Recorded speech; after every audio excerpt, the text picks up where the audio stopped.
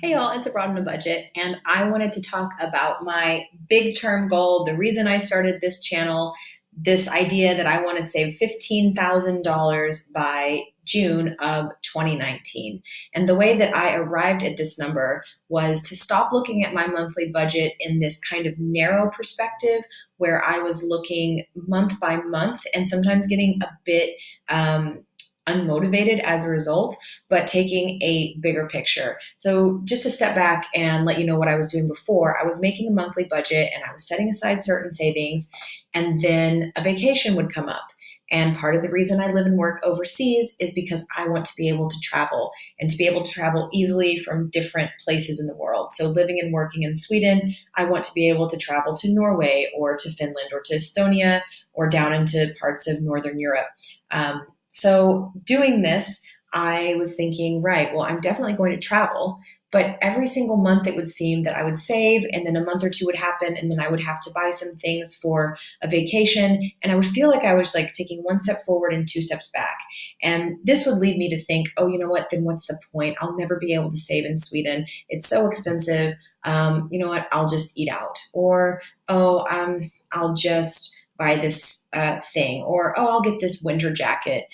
And it would just kind of create this spending free fall, really, where I would see the numbers after I had to buy a vacation or book a flight, and I would feel really demoralized. So what I decided to do instead, and what I really recommend to you if you're going through the same thing, instead of looking at your budget month by month, to just look at it over a period of time. The period of time for me is, as you can see, January of 2018 all the way to June of 2019. So I took this period of time, it's 18 months, and I just looked at my monthly budget, and then I just did the numbers across 18 months. The numbers don't lie, they are the same all over the world, and the numbers told me that the story I was telling myself about being unable to save and travel in Sweden was really, really, really, really, really very wrong, and let's see why. So what I did was I just listed this out January of 2018 all the way to June of 2019. Didn't write 2019 there. Oh, here it is. Okay, June 2019. And I just ran the math on it. Now, I will say that this is an 18-month period, but I was only working with 16 months of budget. I will tell you why, because it has to do with this little green box of my trip home to America. So over an 18-month period, we're looking at 16 months. And all I did was I just said, right, if I'm saving 11,000 crown a month, that's about 1,300 to 1,400 American dollars a month. If I'm saving that every month, I just multiply that number times 16. And what number did I get? So let's scroll all the way down to the bottom and see, because these are the totals and it'll make all of the previous boxes make sense. So if I did that, that was 176,000 SEK, Swedish crown, which translates to about 21,000 US dollars over 16 months. Now, of course, I have vacations during this time, and I live and work overseas because I like to travel. So I'm definitely wanting to take those vacations. So what I did here was I looked at 5 trips, and I gave myself an average of about 1,200 US dollars per trip. This is about right. Some I spend more, some I spend less, because some of my vacations are 2 weeks long, and some of them are about 9 days long. And this excludes summer vacation, and I will tell you why in a second. So this is 5 trips at 1,200 US dollars per trip. And of course, I'm going to try and make it far less than that. But anything extra from that trip will roll over into money that might go to birthdays or to short weekend trips or things like that.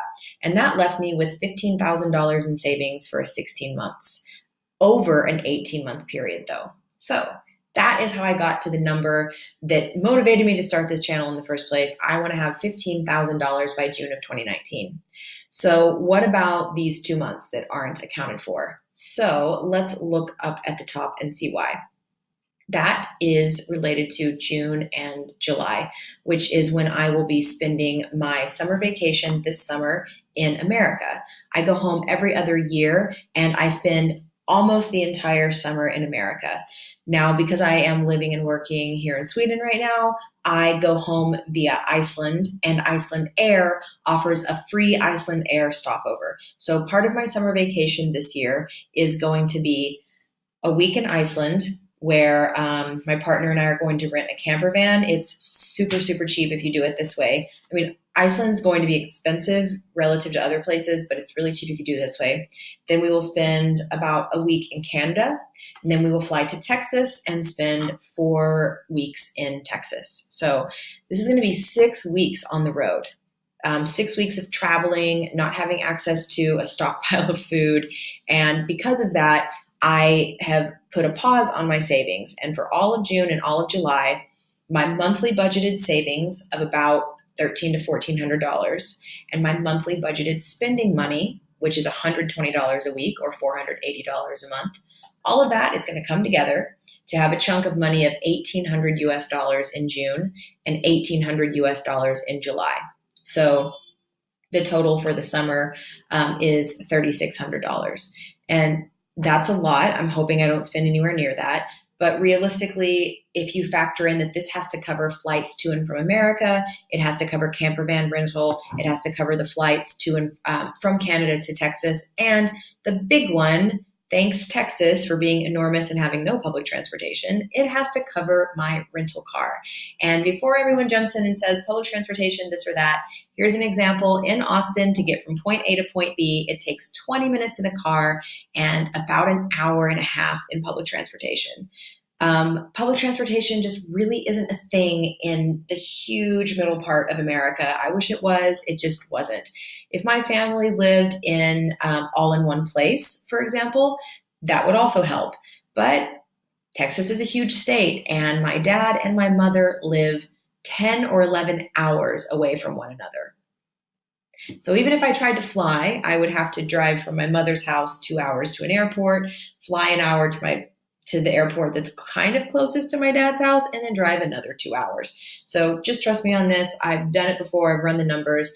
It's definitely worth the money to get a rental car in Texas. Unfortunately, it's about $1,000 for the time I'm going to be in Texas. So if you're thinking these numbers seem like a lot, just bear in mind this is all my flights, all my food, and all of my in-state transportation. So that's where the missing 2 months come in out of the 18-month plan. Looking through here, my other vacations are highlighted here in blue. I didn't take this vacation though. As I've mentioned, I did a staycation and I'm doing a no-spend April. So I'm saving all of this money, and that will hopefully just go straight into my savings because I've already accounted for summer. I shouldn't need it. The other thing that happens in summer is I get a $200 tax return, and that should just go straight into savings. I shouldn't need it. And then we head into next year. Now you might be thinking, okay, this is 1 vacation, 2 vacations, 3 vacations, 4 vacations after I've just been hanging out in America and Iceland this summer. Well, why not be frugal and stay home? And that's a really good question. And in fact, that's what I did this year. So this school year, I didn't take this fall vacation. I went to visit my partner's family in Canada, which was very cheap. And I didn't do anything, as you know, to go back up here in this April vacation. But I do want to be sure that next year I'm doing a lot of things on my bucket list for Sweden and for this part of the world. And I definitely will be taking advantage of all of my vacations next year. That is the plan. And I have it budgeted. So that is what my long-term budget looks like. This is how I arrived at these numbers. And absolutely for all of these vacations, I'm going to try to not spend $1,200. Whenever I went to Romania for a week, rented a car with my friends, we split it 3 ways. We drove all over the place, had a great time. I think we spent about $800. So it's definitely possible to get these numbers down far lower. I just kind of did the math this way because trying to travel on anything really less than this would be quite difficult because it is an expensive part of the world. That's what I'm looking at right now, trying to get to 15,000 by June of 2019.